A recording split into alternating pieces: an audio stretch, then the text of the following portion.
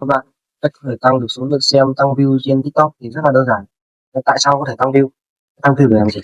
Tăng view để các bạn tăng cái độ uy tín của video, tăng cái độ mà sao cho video nó đẹp. Để làm được như thế là rất là đơn giản. Để tăng view video rất là dễ. Đầu tiên các bạn thoát ra này, vào cái trang web, tìm kiếm cho tôi cái cụm từ bút xóa thẻ đây. Đấy, sau khi tìm kiếm truy cập vào trang web, sau khi truy cập xong thì sẽ phải đăng ký tài khoản. Ở đây tôi có tài khoản nó sẽ đây đăng nhập, đăng nhập,